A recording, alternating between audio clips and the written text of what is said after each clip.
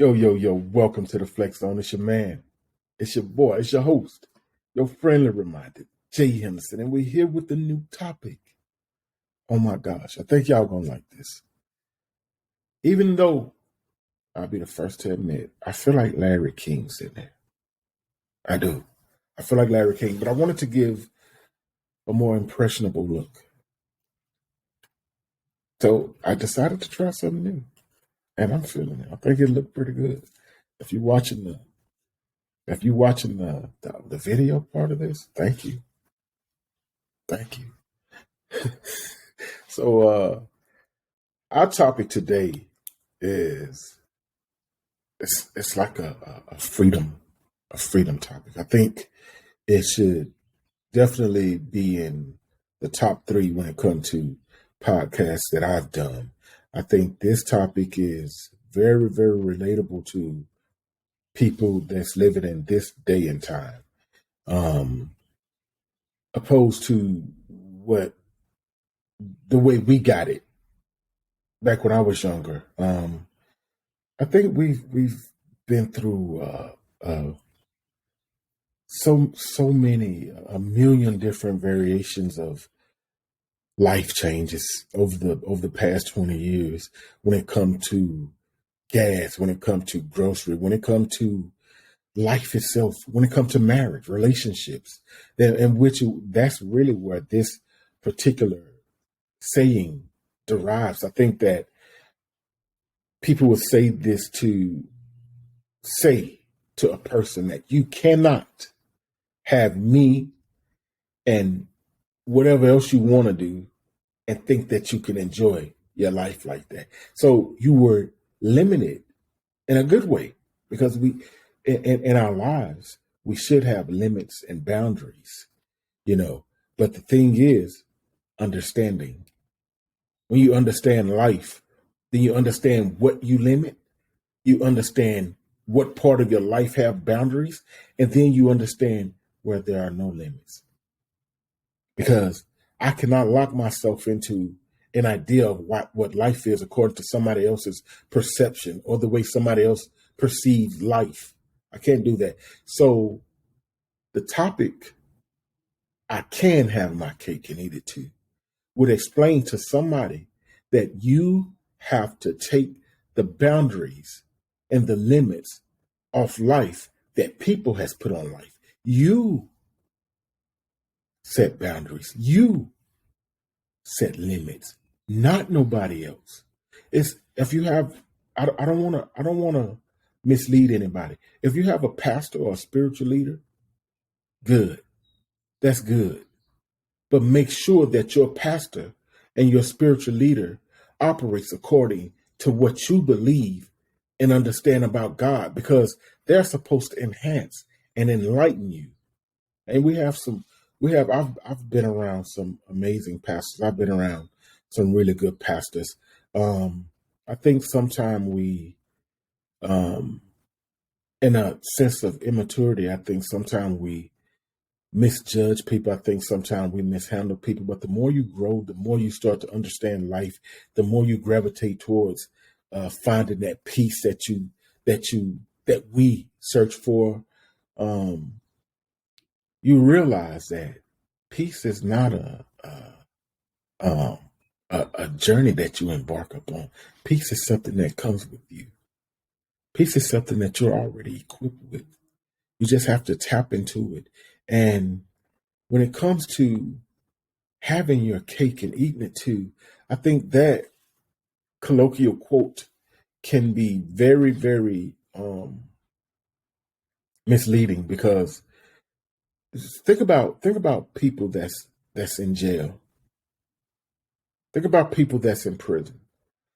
Their life has limits and boundaries set according to what punishment is for whatever crime they've done. So when it comes to limits and boundaries, we have to be very, very careful of the nuances and the way we see things and the way we view things and the way we understand things. Because if you are going off of somebody else's understanding and somebody else's perception of limits, and that person has limits on their life that they are enforcing upon your life, then how free are you? You're not. You're in somebody else's mental prison. That's what you're in. Let's talk about limits right quick. According to Webster, limit has two different definitions. The first one is a point or level beyond which something does not or may not extend or pass. A point or level beyond which something does not or may not extend or pass. So with having a complete understanding of may not, that lets us know that there are possibilities. And I prove it to you. The second meaning, a restriction on the size or amount of something permissible or possible. So when it comes to limits, we deal with possibilities. And when we deal with possibilities, we deal with self. What do you want out of life? What are you trying to get out of life? Who are you following in life? Who are you listening to in life? Who's motivating you? Who's pushing you? Or who's locking you in to that slice of cake? I want the whole cake. I want the whole cake. I want everything that God has for me. See, the thing about it is what people will argue is they'll look at the natural, the colloquial disposition. You can't have your cake and eat it too. Well, if you got to tell somebody that, apparently that person don't even belong in your life. If you have to enforce that to someone, that person does not belong in your life.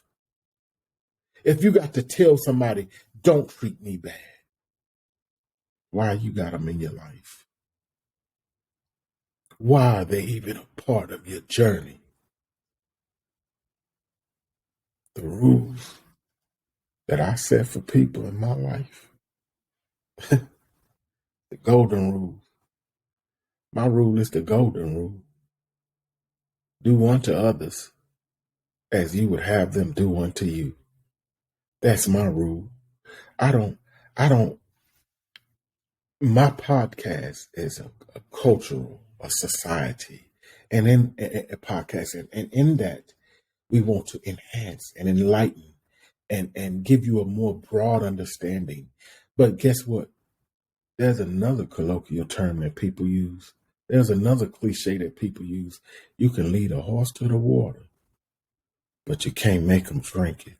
See, the thing is, I cannot force you to believe anything. But guess what? Out of the people I don't know how many people that listen to this podcast, I'm sure there's going to be a few of them that gets the message, that gets the point, that looks on the other side and say, I have been allowing people to limit me. I have been allowing people to give me their perception, their misperceived understanding of life and my life. And I've been following people that ain't going nowhere. You can do that. You could follow people that ain't going nowhere. And guess what that means? Your level of understanding is off. When you're in a relationship with anyone, when you're dating anyone, the thing that you have to understand is, unless you're dating artificial intelligence, otherwise you're dating a human. And dating humans, we have the conscious decision and the ability to make decisions. And what ultimately happens in the decision-making process is sometimes we go with our flesh. Sometimes we go with our flesh. That comes with eating. That comes with who you deal with in life. That comes with where you work at. That comes with who you're dating. If I already said that, I'm sorry. It probably deserved to be said twice.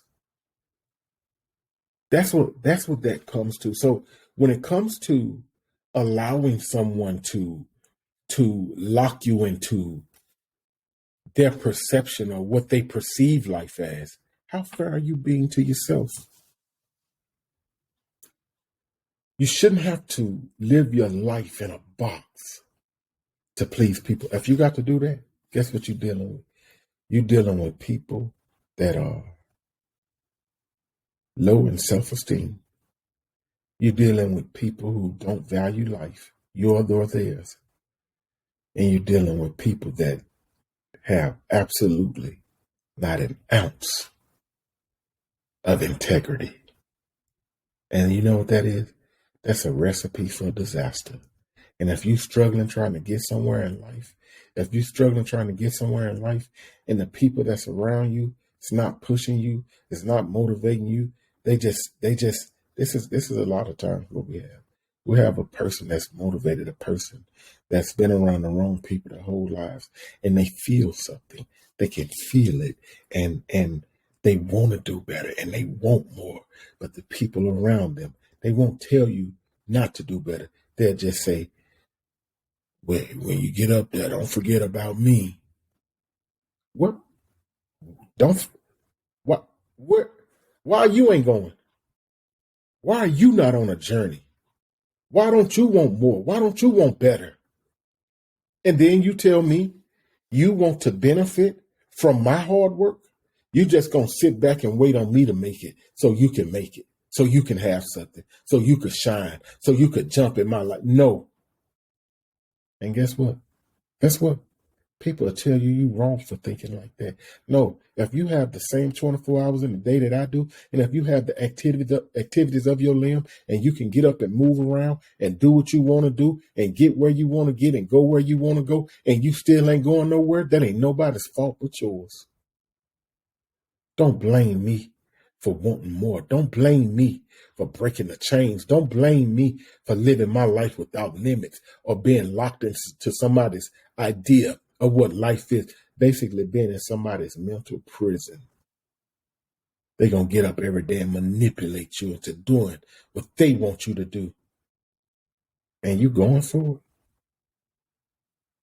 it. And you look up and then you 40 and you still depressed. You look up, you 45. You still depressed. You 50. You life that almost passed you by, and you still got them same sad people tagging behind you. That's gonna stand up over you at your funeral and shake their head and cry. That's bad. You gonna tell me? You gonna tell me that I have to have limits on my life? Why? What kind of limits? You know what? You know what? When we are dealing with uh, capacity, and we start to understand capacity, and we compare what we carry, the load we carry, to our ability to carry it. We have to compare. It's just like when you see, I used to drive for Amazon, and each driver each day have a set amount of deliveries that they have to make. But guess what? Guess what? You have to work your way up to a significant amount of deliveries. Now, here's the thing. Here's the thing with that. Then you have to deal with limits and boundaries, because the moment you prove what you can do, now I'm going to get more out of you for less. Limits and boundaries. Now that you've proved to me, now that you've shown me, I'm gonna raise the bar on you. But what I give you, it's gonna stay the same. And you accept that. You have set a limit for your own life. Because if you always only take what people give you, how far do you think you're going to get in life? First of all, let's deal with the fact that a lot of people that surround you don't want to see you doing better than them. First of all, let's deal with that. You have to go out and you have to meet people.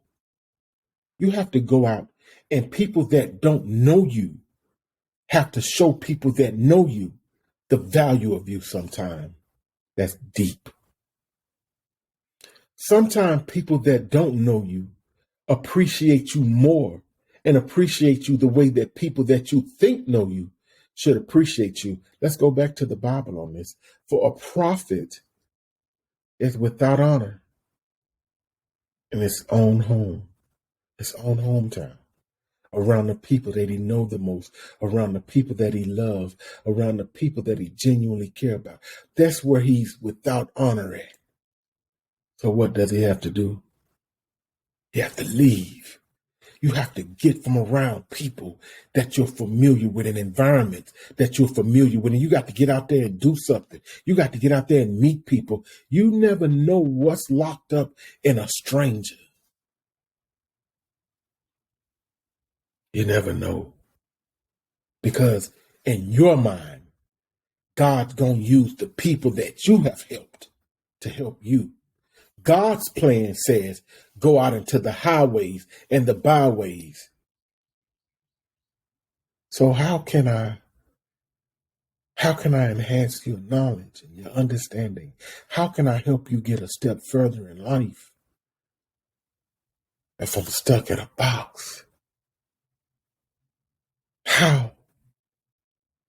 The young people nowadays say, make it make sense. Make it make sense.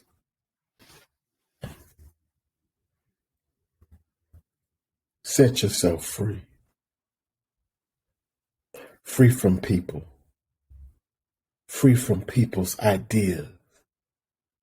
Free from people's perceptions. And free from how people perceive. Because guess what? Jealousy forms perception as well. They know you low in confidence, but they know you also have potential. And they know that if you ever broke out of that box, that the places that you can go, the people that you will encounter, and some people, I gotta take my time and say this. Some people are afraid to see you flourish. Some people are literally afraid to applaud for you. Some people are afraid to give you your flowers. And guess what? They mentally manipulate you into believing that they're the ones that's got your back. You ever heard someone use the term, for many are called, but few are chosen? And in reference to that, they refer to themselves as the chosen. You know why? Because they don't understand the meaning of that. They don't understand the meaning. See, back in the Bible days, the king's daughter would get married, and the king would call the important people. He would call the people at the top of the list. And if those people wasn't able to show up, he would choose somebody to fill in for him. See, some people are in a spiritual disposition as to where they follow when they should be leading, but somebody see the leadership in them and suppresses it and makes them think they're a good follower. Let me encourage you, brother. Let me encourage you, sister. Take the limits. Do away with the limits. Get a relationship with God. Get to know who you are as a person, as an individual. Embrace who you are. Don't let nobody make you think you crazy. Don't let nobody make you think a side of you is not supposed to be you. You are created in the image and the likeness of God. Of course, there are some things that you can adjust. Of course, there are some things that you can fix, but don't allow people to mentally and spiritually manipulate you to thinking that your life has to be lived the limits that helps enhance theirs. Don't do that. It's your man, it's your boy, it's your host, your friendly reminder, Jay Henderson. And I appreciate y'all. I appreciate y'all in every country. I appreciate you in every state, every city, every neighborhood, every vehicle that's driving down the street listening to my voice. I appreciate you. And I hope that you share this message with somebody. I hope that you are free enough in your mind and in your heart to say, somebody needs to hear this. And if his voice said it and I could pass it along, I will pass it along. I'll share it to somebody. Sometimes God will use your mouth to say something to you.